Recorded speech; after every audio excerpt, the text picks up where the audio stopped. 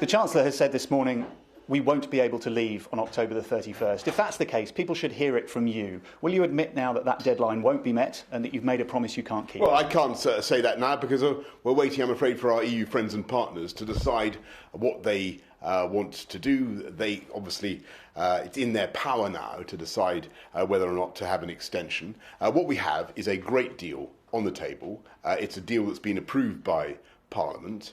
And what I'm saying is that it's up to the opposition, it's up to Jeremy Corbyn to decide whether he wants to get this deal done or not. And we're making it very, very clear that we will, as the Chancellor rightly said this morning, we will give some extra time to get this thing done if and only if the Labour Party will agree to an election on December the 12th. And as far as I can see at the moment, the Labour Party is split from top to bottom. And they can't work out whether or not they're in favour of an election, which is the thing they're supposed to be campaigning for the last 3.5 years. Well, it sounds like your government is split as well. The Chancellor was clear, we won't be able to leave on October the 31st. Was he wrong? Well, at the moment, it's up to the EU, as you know, to decide whether or not they're going to give us an extension. As things stand, we can leave on October the 31st.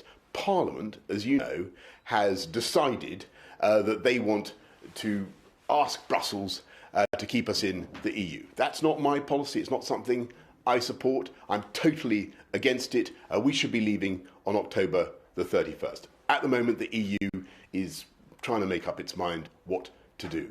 We should be leaving on October the 31st. What I'm saying to Jeremy Corbyn and the Labour Party is if they want to make some progress on this and build on the success that we had in agreeing that deal on Tuesday, then it's very, very simple.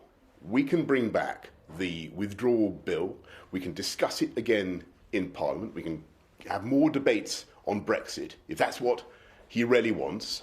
But they've got to agree a deadline, because nobody will believe that the Labour Party is really going to allow Brexit to happen unless there is a deadline of an election on December the 12th. And let's be clear, this Parliament has been sitting now doing absolutely nothing but delay Brexit, pushing it out with delay after delay for 3.5 years. And I think for MPs across the House to have any credibility about delivering Brexit, they now have to commit to an election on December the 12th. So that's what we're pushing for.